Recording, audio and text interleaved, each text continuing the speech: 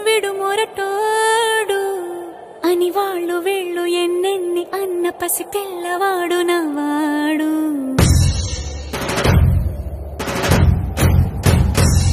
విడుముండోడు అని ఊరు వాడ అనుకున్న గాని మహారాజు నాకు నవ్వాడు.